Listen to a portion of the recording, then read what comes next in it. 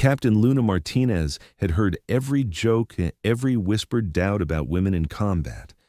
But when SEAL Commander Jackson stood before the pilots at Nellis Air Force Base and declared, "Women just don't have the killer instinct for dogfights," she remained silent. What he didn't know was that in 6 hours, enemy fighters would breach American airspace, and Luna would prove that the most dangerous predator in the sky doesn't need testosterone, just precision, training, and a very personal score to settle. The morning briefing at Nellis Air Force, Commander Jackson's weathered face showed the scars of 23 years in special operations as he addressed the assembled fighter pilots. "Ladies and gentlemen, I'm here to evaluate your readiness for Joint SEAL operations. These missions require pilots capable of split-second decisions without hesitation." His eyes swept the room, lingering on Luna. Air-to-air combat reveals psychological limitations. In my experience, women lack the killer instinct for sustained dogfights. Captain Luna Martinez sat motionless in the back row, her 17 confirmed kills documented but classified. She had learned long ago that arguing only validated stereotypes. Multiple enemy aircraft, extended engagement, life or death pressure. That's when limitations become apparent, Jackson continued. For upcoming operations, I'll recommend pilots with proven psychological resilience. The implication was clear. Luna would be excluded. "Understood, Commander," she replied quietly. Major Thompson started to object, but Luna shook her head slightly. She had fought these battles before. Jackson concluded with standard operational parameters, then dismissed the pilots. As they filed out, Luna remained seated, reviewing her flight schedule. "Don't let his comments affect your focus," Thompson said. "You're the best pilot in this squadron." "When's our next training exercise scheduled, sir?" "Thursday morning. Standard air superiority maneuvers." Luna nodded, but her mind was already working through tactical scenarios that could demonstrate capability under the exact conditions Jackson had described. 3 hours later, Luna sat in the pilot's lounge reviewing intelligence reports when her secure phone buzzed with an encrypted message from Strategic Air Command. "Flash priority. Multiple unidentified aircraft detected 400 miles west of California coast. Intercept vectors unknown. All available combat aircraft to immediate standby alert." Her heart rate remained steady as adrenaline flooded her system. The moment when training became reality, when theoretical scenarios became life or death decisions, had arrived. She sprinted toward the Squadron Operations Center, where controlled chaos erupted around her. Radio operators coordinated with NORAD. Intelligence analysts updated threat assessments, and flight crews conducted rapid aircraft preparations. "Martinez, get suited up immediately." Major Thompson's voice cut through the noise. We have a developing situation." "What's the threat assessment, sir?" 15 unidentified aircraft, military configuration, approaching from international waters. Radio silent, flight pattern suggests hostile intent. Luna felt familiar calm descend over her consciousness, the psychological state her father had taught her to access during high-stress situations. Time slowed slightly, details sharpened. Her mind began processing tactical scenarios with computer precision. "Sir, request permission to take lead aircraft." Thompson studied her carefully. "Martinez, if these are hostiles, you're looking at exactly the multiple threat engagement Jackson described." "Yes, sir. I understand completely. You certain about this?" Luna thought about her father's voice, countless hours of tactical instruction, 17 confirmed kills that earned respect throughout the Air Force community.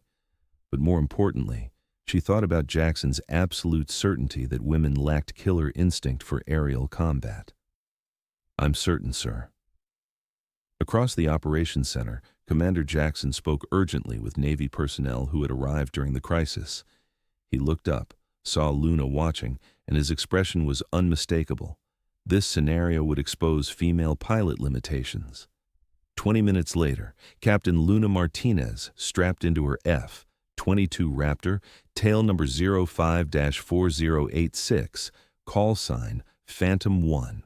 The aircraft was technological perfection, twin Pratt & Whitney F-119 engines producing 35,000 pounds thrust each, stealth capabilities rendering her nearly invisible to enemy radar, advanced avionics integrating targeting and flight controls into intuitive systems. More critically, this F-22 was an extension of Luna's consciousness. 800 hours of flight time had created intimate familiarity with every characteristic, every response pattern, every subtle vibration that distinguished this machine from every other aircraft in the Air Force inventory. Master Sergeant Rivera, her crew chief, had the engine spooling as she approached. Painted beneath the cockpit was a small ghost silhouette, unofficial tribute to her father's call sign and her growing reputation. Phantom 1, control. You are cleared for immediate takeoff. Vector 270, climb to Angels 30. Threat aircraft bearing 265, range 180 miles, and closing. Control, Phantom 1 acknowledging, departing for intercept. Luna advanced throttles to full military power. 70,000 pounds of thrust slammed her back into the ejection seat as the F-22 accelerated down the runway. At 180 miles per hour, she pulled back gently, and the aircraft lifted into Nevada sky with mechanical grace. Behind her, 3 wingmen launched at 30-second intervals: Captain Rodriguez in Phantom 2, Captain Williams in Phantom 3, Lieutenant Chen in Phantom 4. All combat veterans, all trusting her leadership despite Jackson's earlier assessment. Climbing through 20,000 feet, Luna's APG-77 radar began painting tactical pictures. 15 contacts in loose formation, definitely military fighters, maintaining course toward California coast. Radar signatures suggested advanced aircraft, Russian Su-35 flankers or Chinese J-20 stealth fighters, either representing serious opposition. These weren't training targets. Professional pilots flying professional aircraft with professional intent to kill Americans. Phantom flight, this is control. Threat aircraft have crossed into American airspace without authorization. Rules of engagement, weapons free upon hostile confirmation. Repeat, weapons free. Luna acknowledged while conducting weapon systems checks. 6. AIM-120, OM-RAM missiles for beyond visual range engagements. 2 AM-9 Sidewinder missiles for close combat. M61A, 2 Vulcan cannon with 480 depleted uranium rounds. Each AMRAM cost $1.2 million and could engage targets beyond 100 miles. Sidewinders could pull 35 Gs chasing enemy aircraft. The cannon fired 6,000 rounds per minute with enough kinetic energy to destroy any fighter with short bursts. At 30,000 feet, Luna leveled off and selected Afterburner, accelerating to Mach 1.8. Nevada desert blurred beneath as Phantom 1 raced toward what might become the defining moment of her career. Her heart rate remained exactly 72 beats per minute, identical to routine training flights. This was psychological conditioning her father had drilled relentlessly: emotional control under extreme stress, complex tactical decisions while maintaining absolute calm. Control, Phantom 1. Visual contact with threat aircraft. Count 15 bogies in loose spread formation, engaging now. Through helmet-mounted display, Luna observed enemy aircraft clearly despite 50-mile separation. Advanced targeting systems presented three-dimensional tactical pictures resembling video games, except stakes were measured in American lives. Enemy fighters flew in 3 groups of 5 aircraft. Classical formation, maximizing coordination while minimizing vulnerability to long-range shots. Professional tactics from professional pilots who understood they were fighting for survival. Luna selected the lead aircraft in center formation and fired her first AIM-120 from 85 miles range. The missile accelerated to Mach 4, active radar seeker guiding toward target with mathematical precision. Simultaneously, she locked 2 additional aircraft and fired missiles in rapid succession. 3 AMRAMs streaking through thin air at 4 times sound speed. 3 enemy pilots about to learn what American technological superiority meant. Enemy formations scattered immediately, recognizing they were under attack. This was the critical moment, where superior piloting skills would determine victory or annihilation. Luna banked hard right, pulling 8 Gs while maintaining perfect situational awareness of all 15 enemies. Her anti-G suit inflated to prevent blood pooling, but sustained high G maneuvering pushed physical conditioning to absolute limits. Tactical display showed wingmen engaging other targets, but she focused on 6 enemy fighters turning toward her position, their missiles already launched. This was exactly what Commander Jackson described. Multiple enemies, coordinated attacks, split-second decisions determining life or death. Luna felt her father's training assume complete control. Time decelerated, details crystallized, complex tactical situations became transparently clear. She rolled inverted and dove toward the deck, using F-22's superior acceleration to build energy while positioning for next attack. 3 enemy missiles missed by wide margins. Stealth capabilities and defensive maneuvering defeated their seekers. 4th missile approached closer, forcing Luna to deploy chaff and flares while pulling 9 Gs in defensive spiral that would have rendered most pilots unconscious. G-forces compressed her body into the ejection seat, but she maintained perfect aircraft control and tactical awareness. Her first AMRAAM struck home. Brilliant explosion at 80 miles as enemy fighter disintegrated into burning debris. 2nd missile found its target, another fireball illuminating desert sky. 3rd shot missed. Enemy pilot executed textbook defensive maneuvering. Kill count, 2 confirmed, 13 enemies remaining. Luna climbed back to 25,000 feet and discovered herself perfectly positioned behind 2 fighters attempting coordinated attack on Phantom 3. Without hesitation, she fired her 4th AMRAAM at the leader and immediately switched to cannon for the trailing aircraft.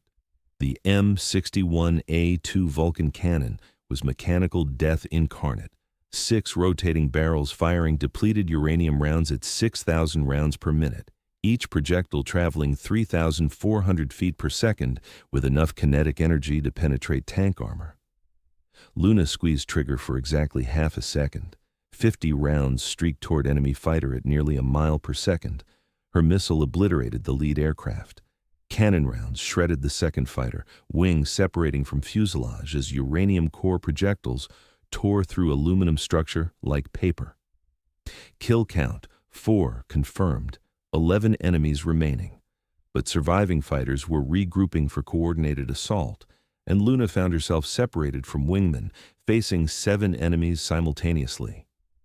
Instead of feeling overwhelmed, she experienced what fighter pilots called the zone, heightened awareness where multiple threats could be processed and prioritized instantaneously.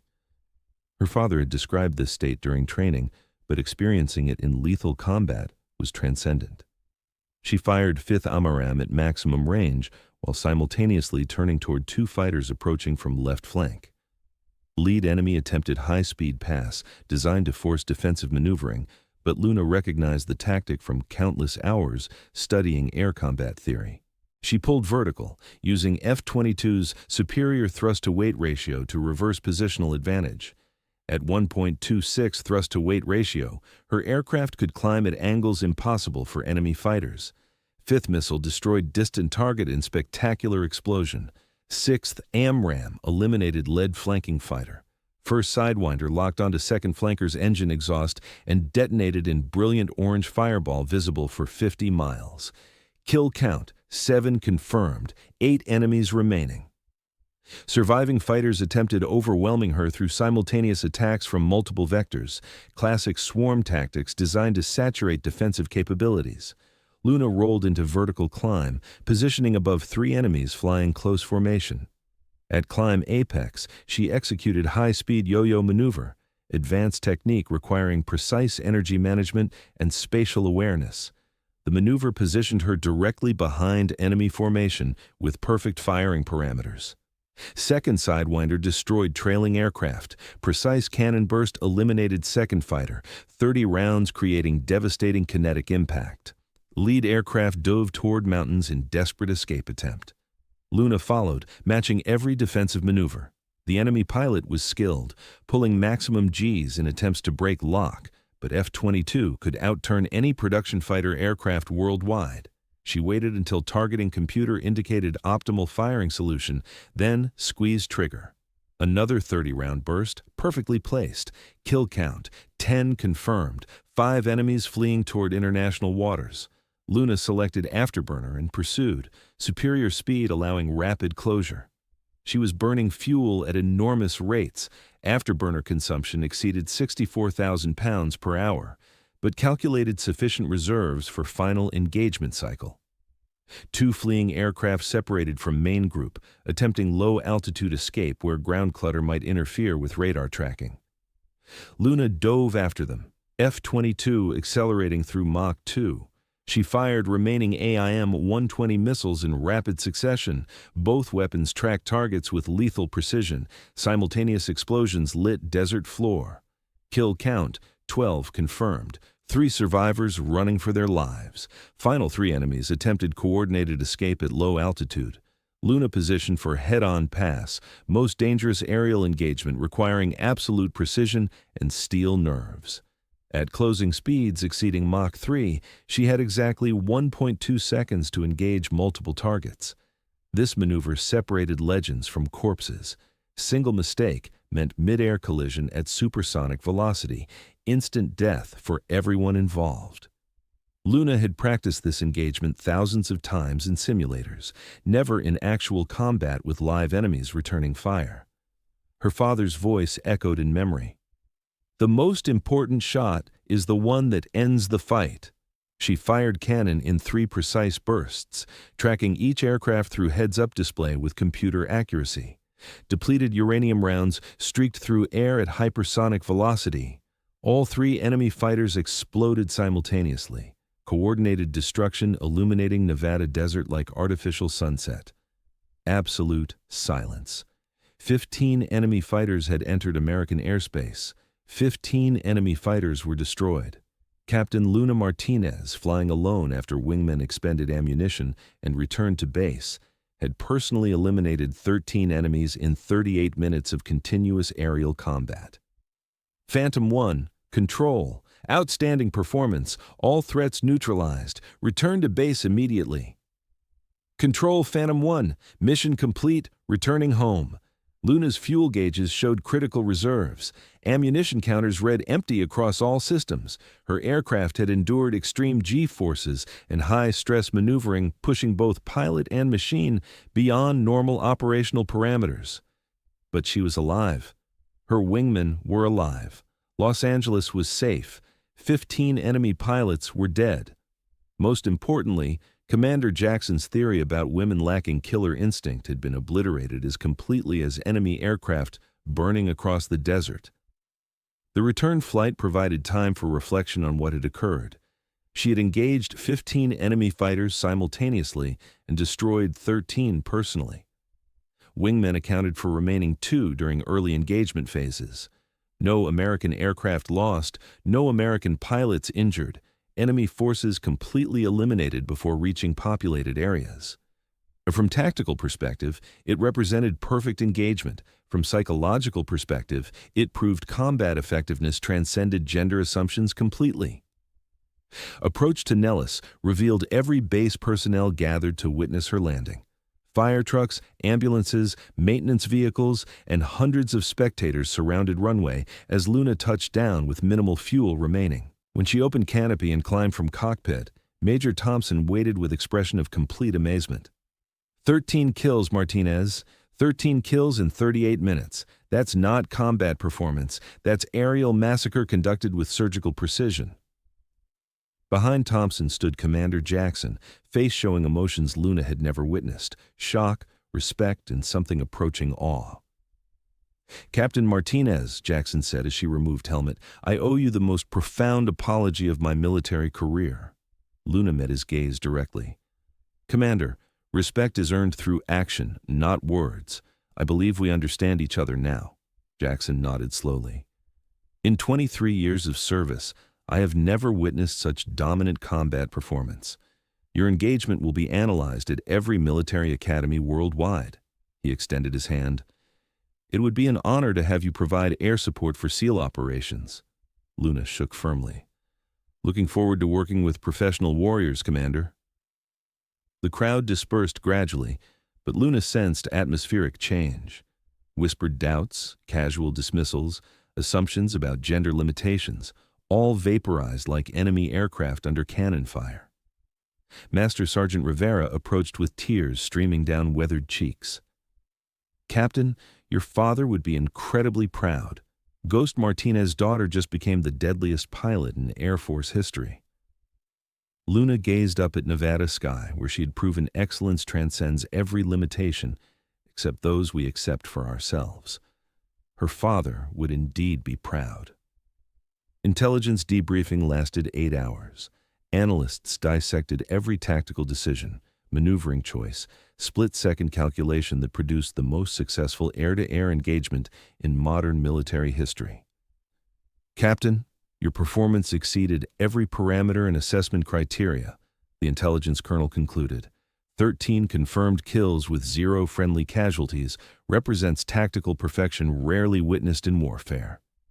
"Thank you, sir. Simply executing my training." This transcended training, Captain. This redefined what's achievable in aerial combat. Detailed analysis revealed Luna's engagement techniques incorporated elements never documented in military literature. Her energy management during multiple threat scenarios, spatial awareness while processing 15 simultaneous targets, and weapons employment efficiency would become required study material for advanced fighter pilots globally. 3 months later, Captain Luna Martinez received promotion to Major and assignment leading Air Force Advanced Combat School.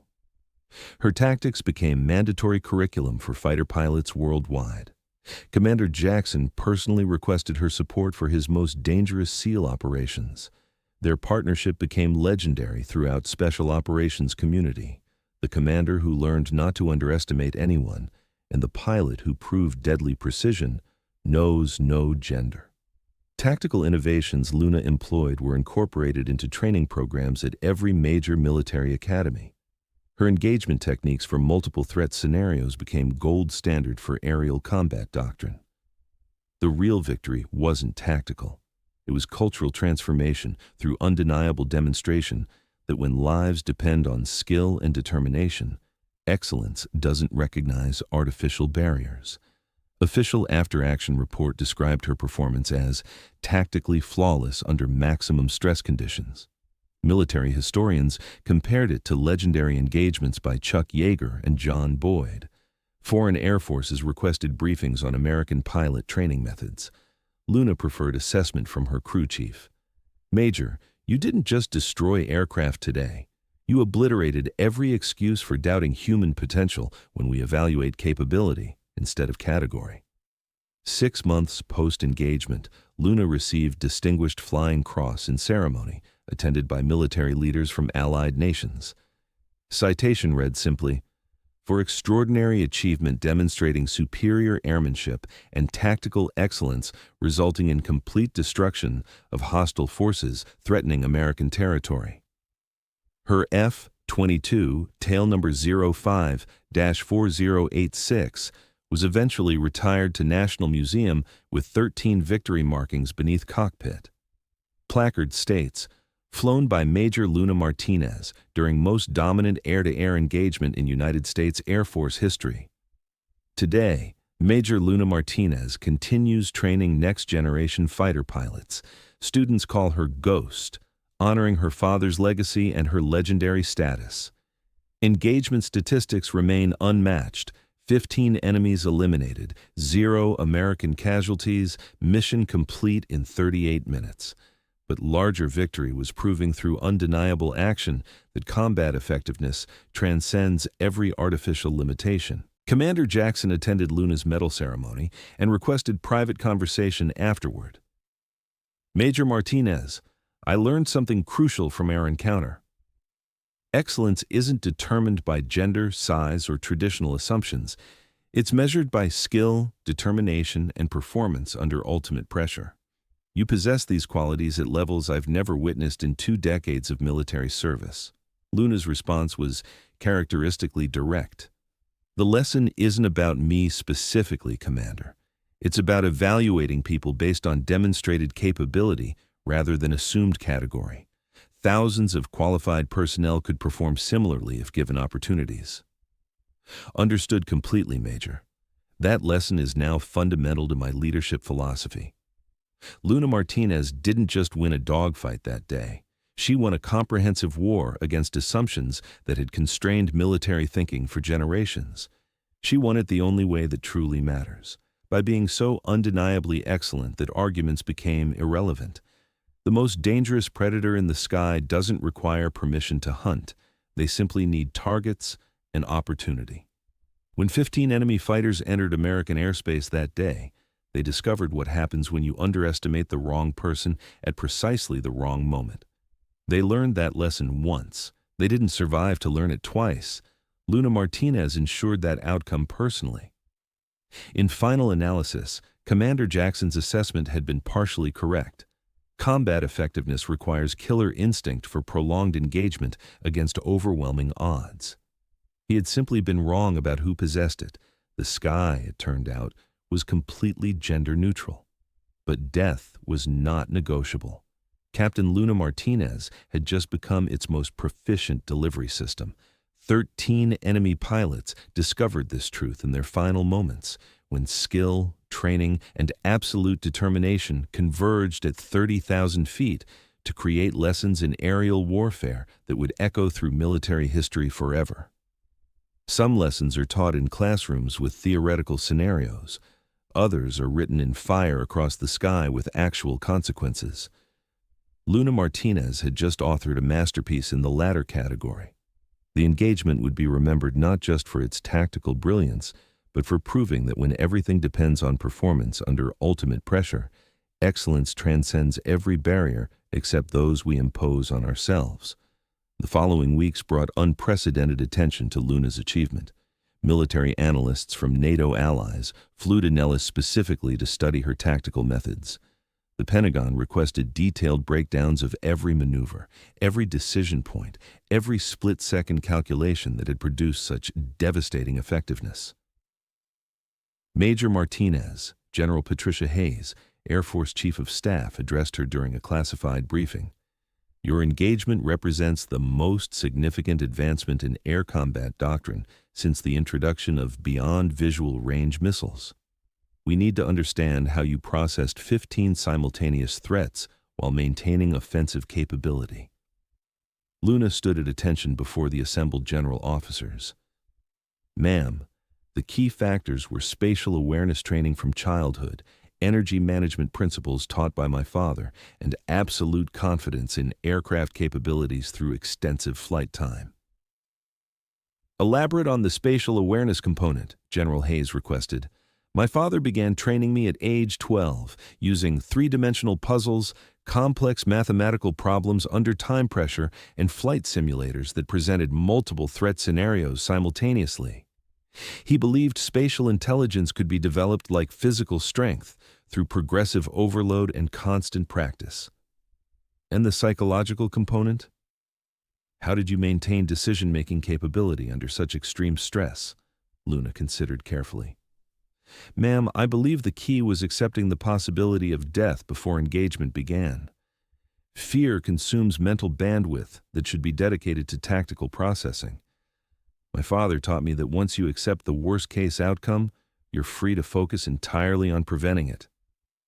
General Hayes nodded thoughtfully. We're implementing your techniques into advanced pilot training curricula immediately. Additionally, you're being assigned to develop new multiple-threat engagement protocols for next-generation fighter pilots. The assignment represented unprecedented responsibility for an officer of Luna's rank, but her performance had shattered traditional promotion timelines along with enemy aircraft. Meanwhile, media coverage of the engagement created international sensation. Military aviation enthusiasts analyzed every detail from publicly available information. Defense contractors studied radar signatures and missile performance data. Foreign militaries attempted to reverse engineer American tactical advantages. Luna found herself thrust into spotlight she never sought. Interview requests arrived daily from major networks, aviation magazines, and military publications. The Air Force Public Affairs Office managed most requests, but some situations required her personal attention. During one such interview with Air Force Times, Luna addressed questions about gender and combat effectiveness directly. Major Martinez, your engagement has sparked considerable discussion about women in combat roles. What's your perspective on this debate? Luna's response was measured and professional. The debate should focus on capability, not category. Every pilot in the Air Force has demonstrated proficiency through rigorous testing, extensive training, and proven performance. Combat effectiveness isn't determined by demographic characteristics, it's measured by results under pressure. But some argue that physical differences create limitations in high-stress combat situations. Physical conditioning matters for all pilots, regardless of gender. G tolerance, visual acuity, reaction time, and spatial awareness can be developed through training. The enemy doesn't care about pilot demographics when they're trying to kill you. They only care about your ability to kill them first. What advice would you give to young women considering military aviation careers? Same advice I'd give to young men. Master your fundamentals, never stop learning, and understand that excellence is the only standard that matters in combat. The aircraft doesn't care about your gender when you're pulling 9 Gs at Mach 2 with missiles incoming. The interview resonated throughout military communities and beyond. Luna's straightforward approach to addressing gender questions, focusing on capability rather than politics, earned respect across the spectrum. 6 months after the engagement, Luna received orders to report to the Pentagon for a classified briefing with the Joint Chiefs of Staff. The meeting addressed strategic implications of her tactical innovations and their applications to future combat scenarios. Major Martinez, Admiral Richardson, chairman of the Joint Chiefs, began.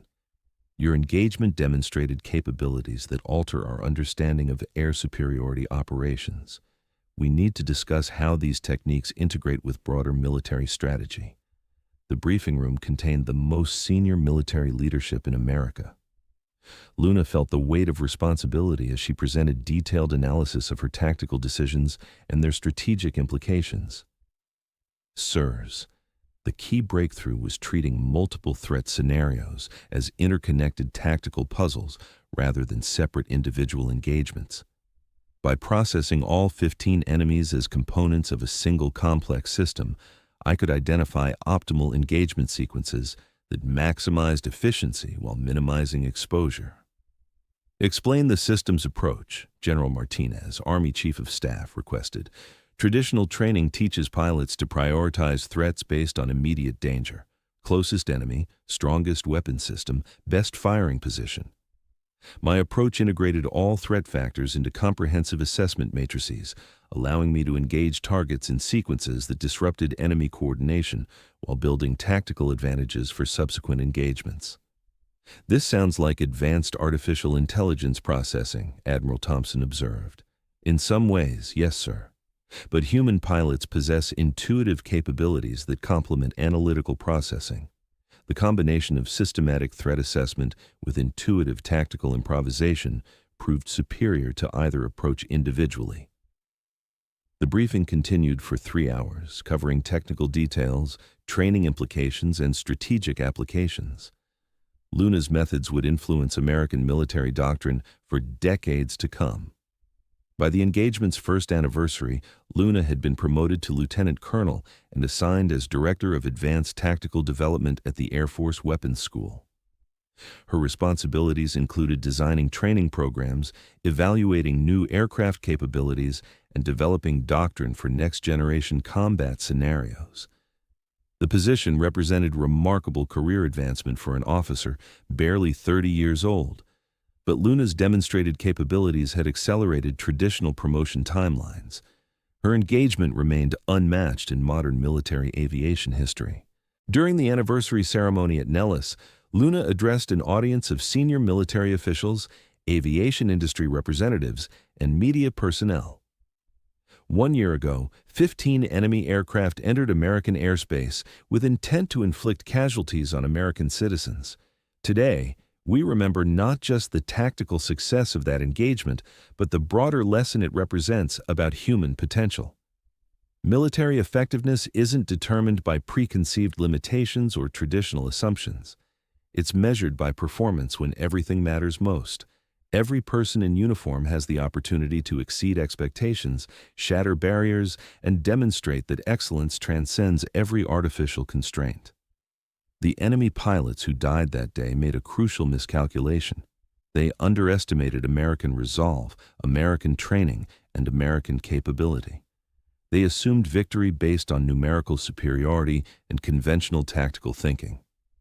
But they failed to account for the most important factor in combat, the individual warrior's determination to protect what matters most. That determination doesn't recognize gender, background, or traditional limitations. It only recognizes the mission and the will to accomplish it, regardless of obstacles. Luna's speech received standing ovation from the assembled crowd. Her words would be quoted in military academies, leadership development programs, and strategic planning sessions for years to come. Commander Jackson, now a close colleague and friend, approached Luna after the ceremony. "Colonel Martinez, I've been thinking about our first encounter and what I learned from it.